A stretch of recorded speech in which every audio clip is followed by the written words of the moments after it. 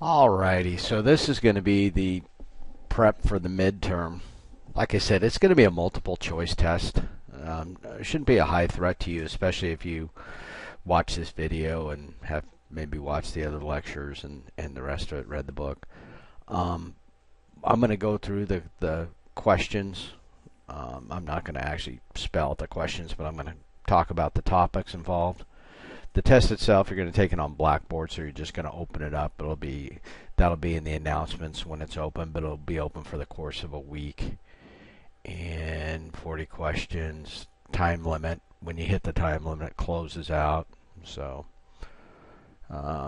not supposed to be open book, and 40 questions over 60 minutes. If you're trying to look everything up, you would run out of time. So you probably won't have that need, because again the questions are more general than just a specific numerical answer or something like that. Most of it's going to be kind of conceptual stuff about things we've talked about. So one thing that we'll talk about quite a bit, and it really does pertain to personal finances, is the concept of opportunity cost. So this is at the heart of everything. I mean, to include personal finance. But it means if you're doing one thing, you're not doing another. So time and money are kind of finite quantities. And anyway, if you're spending your money on one item or spending your time on a particular activity, you're not doing something else. So the fact that let's say at the end of the month, if you're making a reasonable income, and anyway, however you want to define that, and you don't have any money left to invest or any money to save, you probably need to go back and look at your spending habits and see what decisions you've made in terms of allocating money that have precluded you from saving money. So one quick way around this that we discussed in the man with the hands in the video, is whole whatever richest man in Babylon or whatever book he's trying to sell, is that concept of paying yourself first, which is great. That prevents you from not allocating money for savings, since you just allocated the first part of the month. There's going to be a couple questions on opportunity cost, so if you don't understand the concept, you're going to get beat up after a while. There is some redundancy on some of the key concepts. So this question, they're asking for an example of an opportunity cost, and certain things. Maybe you're at a point where you've been struggling all through college, and you're finally going to reward yourself with some big new expenditure, and maybe it's not the right time, just because believe me, I've made some money sometimes and very little money at other times, and you always find that the amount of money in your wallet kind of remains the same, because as your income expands, somehow your needs expand as well, and maybe that's not quite maybe those things aren't actually correlated. If you're living within your means and your income goes up drastically, you need to kind of evaluate before blowing it on items that are maybe have not as much utility, or you need to think in the long run, really.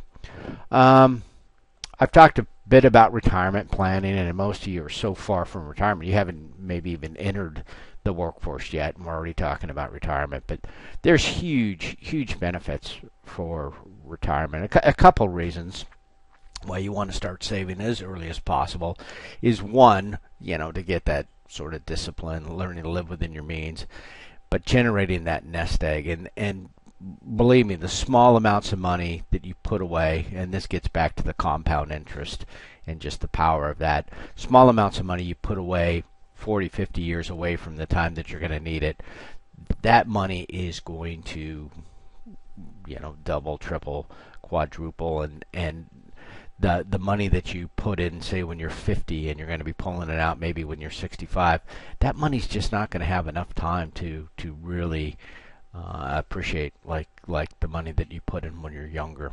And then the other parts I've kind of referenced that if you have a retirement nest egg, there's all sorts of things you can do against it, and plus just the peace of mind of knowing you're kind of squared away. So like I've mentioned, I've taken loans against retirement funds. I've bought quite a few, at least two pieces of property that for one reason or another I didn't have the money and I didn't want to get a loan for them, and I just reallocated some of my retirement savings. So that's kind of a complex transaction. Takes some different companies you got to deal with, but whatever. It's been quite profitable, and it's something that a lot of people don't know and probably should know about. I'm talking about some of the financial people who just are so stuck inside their little box they never avail their customers or themselves of what's actually out there. If you're spending more than you have, yeah, that's just not going to work. I mean, there's some bogus throwaway question or throwaway answers in here. Sell some of your assets, increase your work hours, get a second job. At a certain point, you just got to learn to live within your means.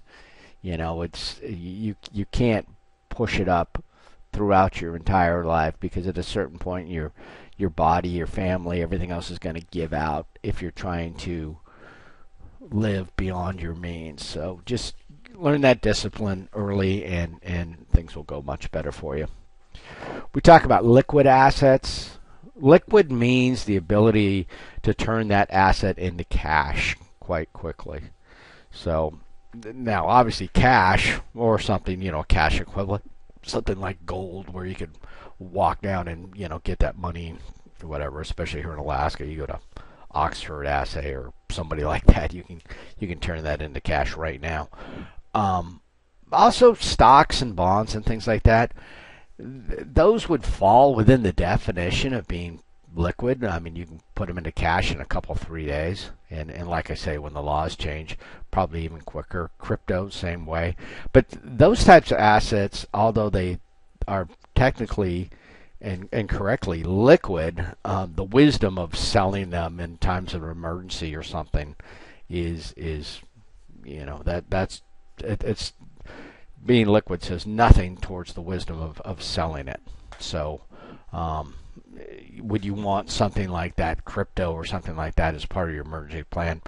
Probably not, because by definition, the emergency fund is going to be sold. The timing's not going to be based on the value of that asset. It's going to be based upon the timing of getting that asset. So, and then, as I've kind of reiterated, and the test questions will do so as well, real estate is not a liquid asset. Real estate's a great asset.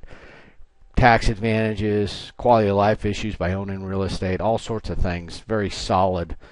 But to say it's liquid, real estate deals can get tubed by any party involved, and even though you're in the right, or you get the lawsuits are very infrequent, and nobody really wants to get involved. And real estate transaction, a quick transaction, is in 6 weeks or so. And anyway, so the real estate is not liquid. What else? We talk about short-term, long-term liability, short-term, long-term, issues.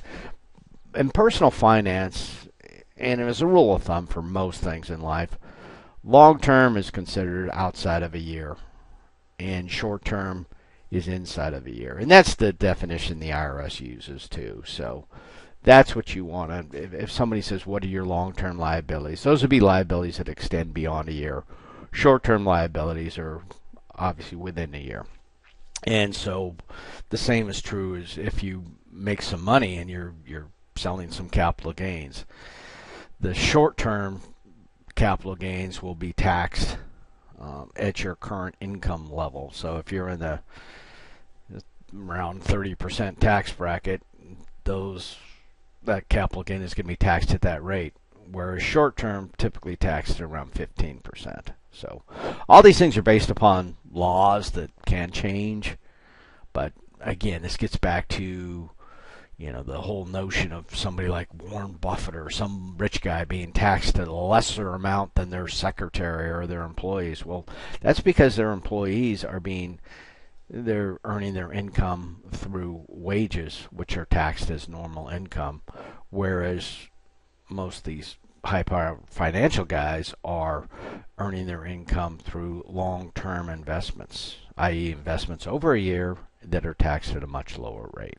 There can be more to it than that, but anyway, if you have your choice, you want to be in the long-term category.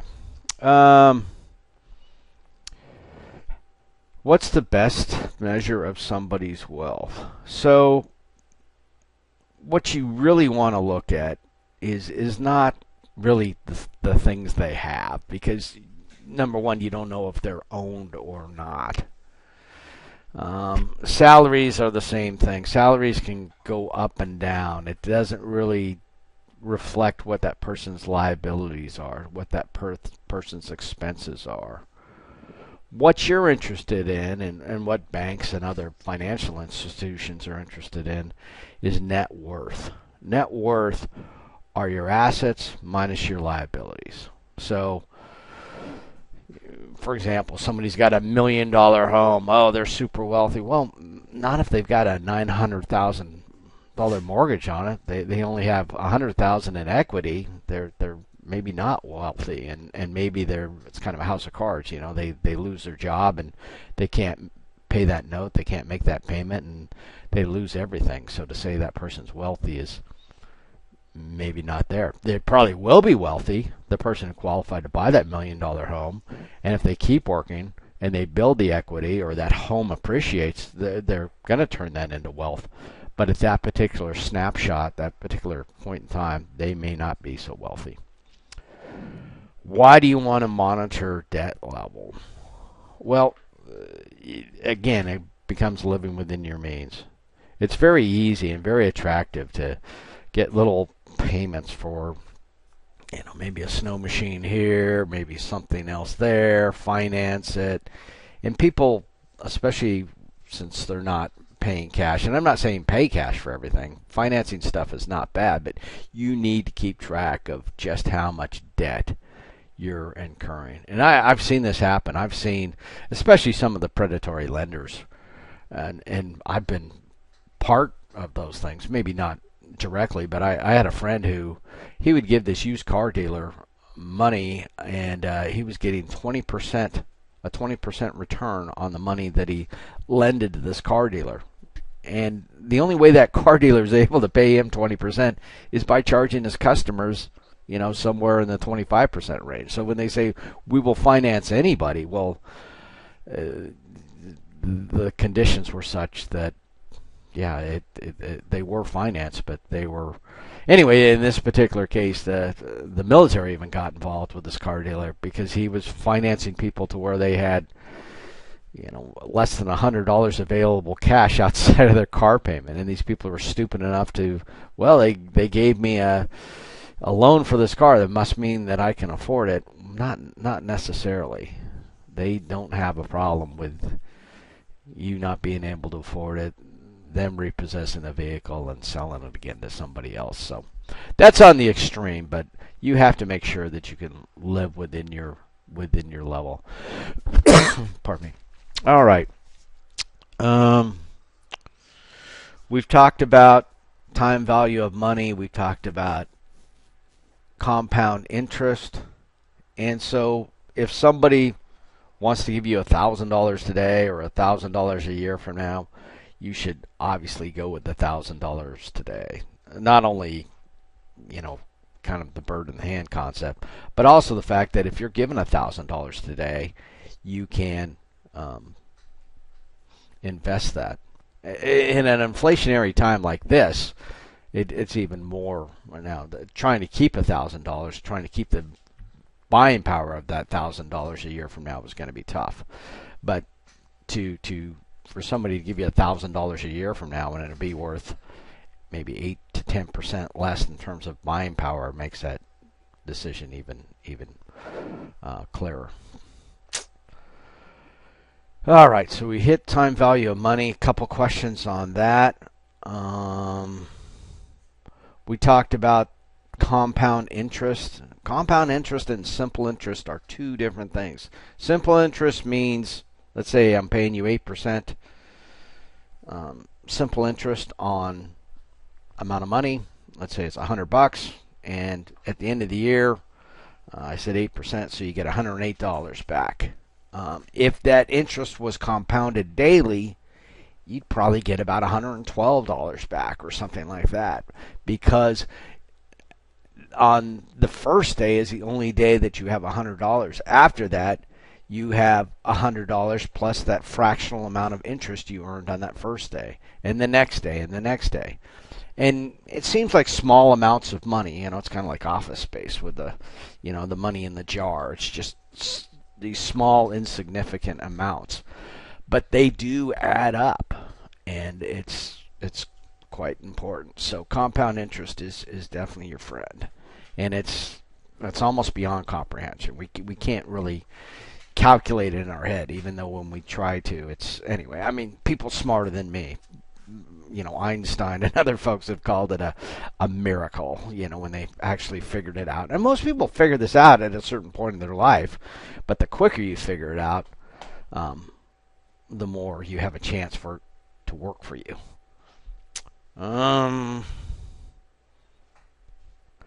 When talking about taxes, we talked about different filing statuses, married filing singly, or whatever we call that. Married, I guess it's married filing jointly and married filing individually.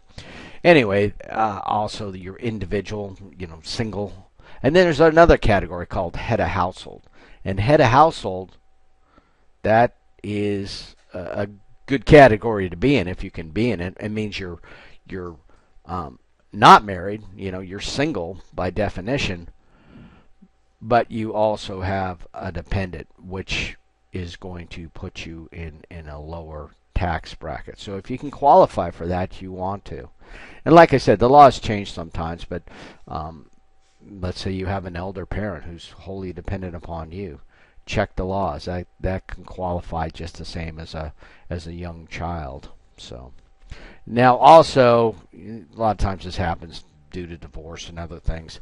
You can't both claim the same child. A dependent can only be claimed by one party in that situation. Here's a lady. She bought and sold some stock, so it's fairly easy math. You could do it in your head. But there's going to be in the answer, it's going to be, is it a short or long term?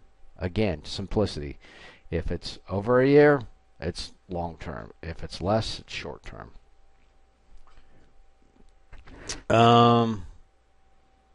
Interest deductibility. There's a question related to this. Why is real estate a good deal, especially real estate that you live in? Because it has favored tax implications. There used to be, and this is getting to be so long ago it's probably not even relevant, but the interest you paid on credit cards and other personal loans was deductible on your taxes. That is long since gone. But the home mortgage deduction has been retained and probably will be retained. So paying a bunch of interest on an automobile or personal items, that doesn't do you any good. But the interest you're paying on the home is actually tax deductible, which is nice. How do banks work? By giving you less of a return than they charge the people they loan the money out to. So they pay you maybe 1% or 2%, and they charge people for loans something like 5%, and that's the spread that they work with, and they can make money on that. Another question on liquidity. So liquidity doesn't, some of the bad answers on here are solvency or wealth or cash plan. No, liquidity has this ability. Anytime you see something about quick access to funds. We're talking about liquidity. And not a bad strategy is to use perhaps a credit card as part of your emergency plan, your whatever plan. Now that means that credit card needs to not be carrying a balance.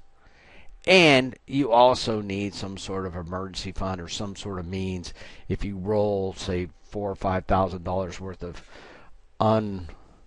unexpected charges onto it, that you can get that paid off before you start accruing charges. It's not a good emergency plan to just put it on the credit card and now have this whopping high interest debt. So, stopping payment on a check, I think we talked about this. There's not too many applications for it, and even fewer now that most checks are done electronically, processed electronically. The float, that time between when you write the check and when it's deducted from your account is well, can be almost instantaneous at this point. But let's say you've lost a check or something like that. You can go to a bank and you can get a stop payment put on that check. And they might charge $5 or whatever, something like that. Just meaning that check can no longer be processed. Talked about overdraft protection on a credit or on a checking account. Usually necessitates you having a what do you call it, a credit card account associated with that bank account, but that's pretty useful. Mistakes happen. Debit cards, other things can pull money from your account. You can have other ACH transfers come out of your account, and it's almost impossible to keep track of it. And the solution to this is not to keep an extra 10 grand in your checking account, because money in checking account that's just not a good idea. It's not working for you, and also it presents a risk in terms of identity theft and other things where people can get access to your checking account. So try to keep a lower balance, have the overdraft protection in case something bad happens, and you're better off.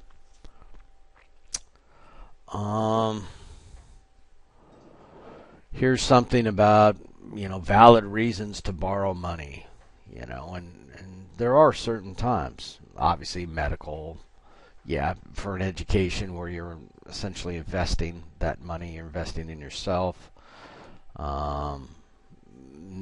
necessary things, buying a car that's within your means is essentially an investment if it's going to get you back and forth to work. But if you're borrowing money for day-to-day living expenses, that's not going to work out. You obviously are not able to get by on what you're currently making, and having another loan payment in addition to your current expenses is obviously not going to be a solution. Again, talked about credit cards. The big picture here is to use the credit cards and not have the credit cards use you.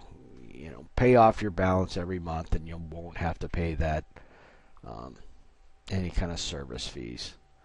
The credit card companies would love for you to get in a bit over your head to where you're just servicing these credit cards and paying it. They don't want you so far that you're going to default or declare bankruptcy, but they'd love to have you kind of under their thumb and give up all of your basic freedom and everything else to just service that debt.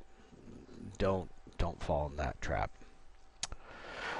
If you do happen to take a cash advance on a credit card, just don't do it. It's just there's other ways to get cash. Money on a credit card there is no float, there is no interest-free period, and there's usually a charge associated with the transaction itself. So they'll give you all sorts of incentives. They'll make it quite easy. They'll send you the little pre-printed checks, or they'll offer different issues, but try to avoid it at all costs. We talked about using credit cards in emergencies. Can be quite good. Here's even a true and false, so 50%. And again, it relates back to credit cards and the ability to not have to pay interest if you pay it off in full. A definitional thing about APR, you know that means annual percentage rate. So that's the actual rate. If you're looking at comparing loans, you want to use APR, and that's the legal definition. So if they quote some other rate, and somewhere in their advertisement, maybe down in the small print, there'll be a separate rate that says APR. Usually now, though, they're not as tricky. They'll actually have APR listed in the total. Credit card statements, how often review them? Continually. Number one, you can keep track of your expenses, but you can also identify fraud. And your legal ability to recover fraud, it kind of evaporates. In fact, it pretty much disappears if you let it go over a month. So you can not cost the bank any money, which means that they're very happy to deal with you and very friendly if you catch it within hours or days, because they haven't paid the merchant yet, and so it's absolutely no big deal for them to just not pay that merchant. If they've already paid the merchant and now they're in recovery mode, it gets a little bit more difficult, but you still have the legal rights. But if you let it go beyond a month, the legal statutes and their ability to recover that money gets more and more difficult. We talked about the concept of collateral when we talked about secure loans. That's what makes a loan secure as opposed to non-secure. A secured loan is going to be against a single item, like say a house, a car, or something, and that asset is put up against the value of the loan. And that's a good thing. You want loans that are collateralized, that are secured by some asset, because the rates are going to be quite a bit lower. Because the lender can repossess. The lender can identify that asset and take it back. And so that puts the lender in a more comfortable, a less risky position, which translates into a lower rate paid by you. So, a couple questions on that. Again, if you don't know something, like if you don't know what a secured loan is or collateral is, you're going to get hit not once but a couple, 3 times. Liquidity. If you don't know what liquidity is, it's going to hit you about 3 or 4 times, and it'll continue to hit you on the final. So figure it out, and life will be well. Talked about cosigner. Not a good idea. Don't do it. You're on the hook for that loan. You probably won't get much in the way of notification. You're going to meet, the bill collectors and the other people that probably would not have been part of your life had you not co-signed that loan. So essentially, when you co-sign a loan, you have somebody who can't qualify, and the only way they do qualify is by putting your name on the loan, which you should have just taken out the loan yourself. You should have loaned them the money directly. You should have done something else other than co-sign. We talked about buying homes. So we'll talk a fair amount about, because that is a big part of can be a big part of your financial strategy, but also just a mammoth transaction compared to the rest of your life. But the question about using a real estate agent or salesperson, for the most part, when you're buying, it's kind of a no-brainer. You don't necessarily have to use that person. Now, if they've shown you some property, you do have an obligation. But if you have an agent, a salesperson, as I call them up here, and you happen to find another property on your own, typically you're not required to do anything with that agent. But the big picture and what this question is getting towards is the fact that real estate commissions are not paid by the buyer. They're paid by the seller. So we'll talk more about some of these for sale by owner and other things, but I just in a nutshell, the reason why most things go for sale by owner is because they're overpriced. Somebody like me, a salesperson goes there and somebody wants to list their home, and you go to them and they think their home's worth $500,000. You go, yeah, no, you're never going to get that. And so they get kind of pissy and they say, oh, I'll just sell it myself then. And fair enough, because the listing agent doesn't want to take it on because that they're just going to have a home that's not going to move. There's not going to be much volume. So you find all kinds of strange situations in for sale by owner. There can be some that are good, or maybe it's, within the family or a friend or something, and that friend is going to have to pay a real estate commission, and they're, out to save money, and so rather than pay the 6% to the agent, maybe they'll get 3% more, and they'll, defray your costs by 3%, so you both benefit. But if they want to just sell it to you and save the 6%, how do you benefit? You're just buying it for the same price, since the commission is not your expense anyway. Anyway, homeowners associations, we could talk all day on this, but they have things called covenants that will affect what homeowners can do in there, and that can be good, it can be bad. It depends, how restrictive they are and how reasonable they are. Anyway, I've seen them be sort of a force for good, and other times be a bit expensive and very restrictive, limiting what you can do with your home.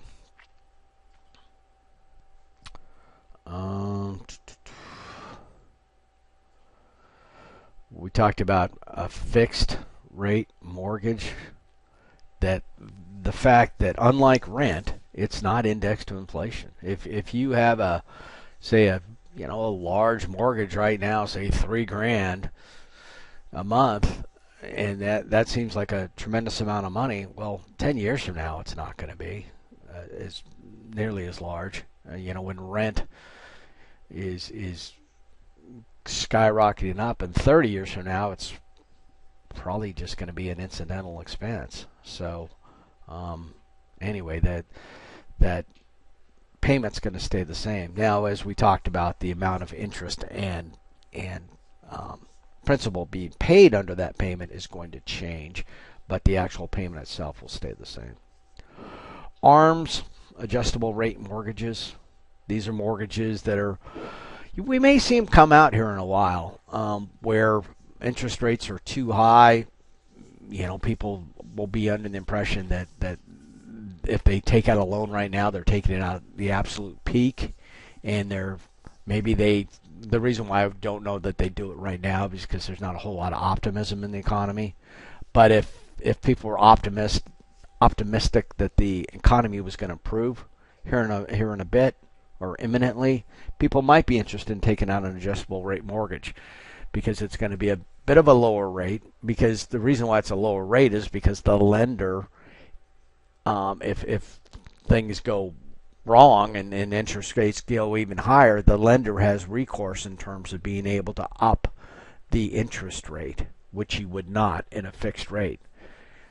But if the lender is able to offer an ARM and has the ability within the context of the loan to up the rate, they expose themselves to a bit more risk. And so you could get adjustable rate mortgage for a lower interest rate.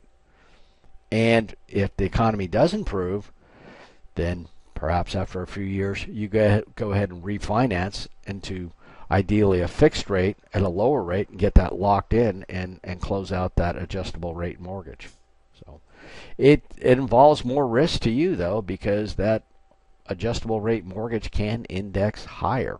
So, but certain times you're in a situation where you can't buy the home without using the adjustable rate mortgage. Or other times I've done them before where it's just sort of a crapshoot, but the interest rate was a couple points lower than the prevailing rate. And it's like, yeah, I'll take that risk. It worked out, but it wouldn't always work out. Anyway, since it involves a little bit more risk, and the appetite for risk was greatly diminished after the 2008 sort of housing problem we had there. They weren't as prevalent on the market, but I think they're going to come back out.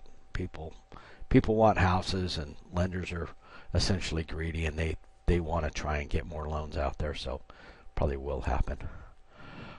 We talked a little bit about insurance just recently.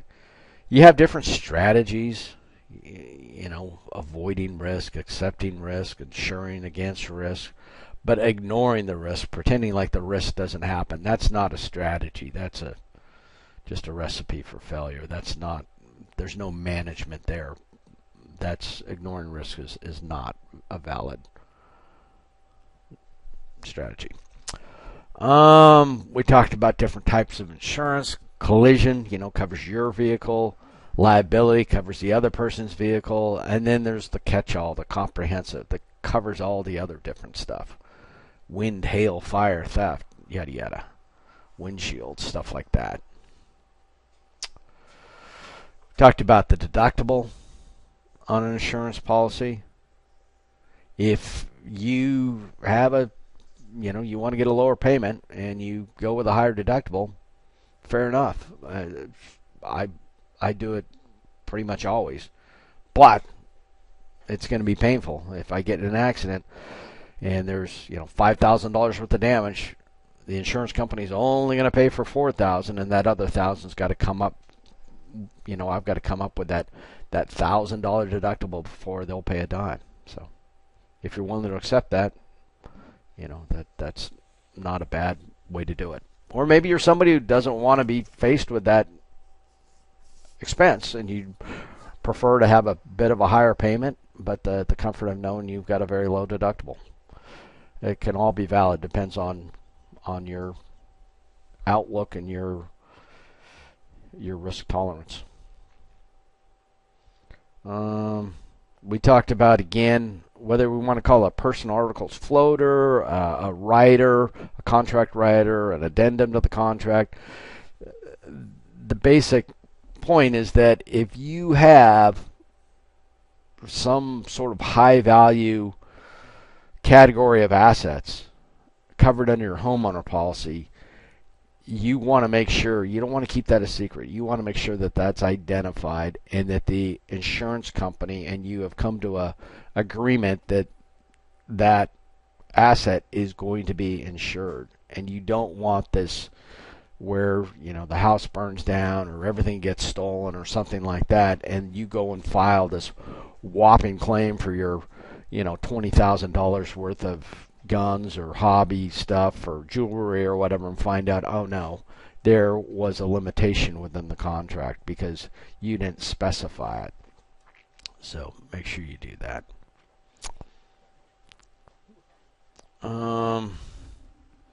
I think I beat the deductible thing to death, but there's a couple questions on that. You can set the deductible as a way to manage your payments. So I can't tell you absolutely whether it's a good idea or not, because I would have to be sitting across from the agent or on the computer and run the two different deductibles. The high deductible, how much am I saving?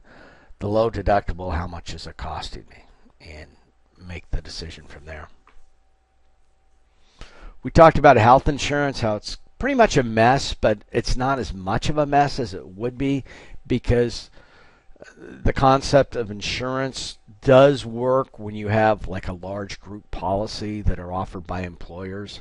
So a vast majority of people are covered through some sort of group life insurance that's purchased as a pool through their employer or part of a program, rather than just purchasing it individually. And again, I was talking about it's a small subset of medical, but the dental insurance. I was looking at getting coverage for dental insurance, and it was going to be $50 a month. But through the group policy, it's $20 a month. So it went from being making absolutely no sense to pay $50 a month for that insurance, but for $20 a month, yeah, I'll probably do it. And the reason why the insurance company can offer that lower rate is because they've got the broader pool of people to sort of normalize the numbers. Insurance companies are filled with people called actuarial type people. Anyway, they go through and they calculate. They have information that you would probably not want to know, but they could probably tell you within a few weeks. Well, maybe that's extreme, but certainly a few years of when you're going to die. And people don't necessarily want to be confronted with that. But from an insurance standpoint, that is super valuable information. And so when they're offering you a certain rate, and we'll talk again about this in life insurance, but it's not. Those premiums are calculated pretty scientifically. So, all right. So we've got to the end of the review for the midterm. If you study all this stuff, I think you're going to do just fine. I'll have it out there in the announcements. I'll get the test posted, and I think we're all good.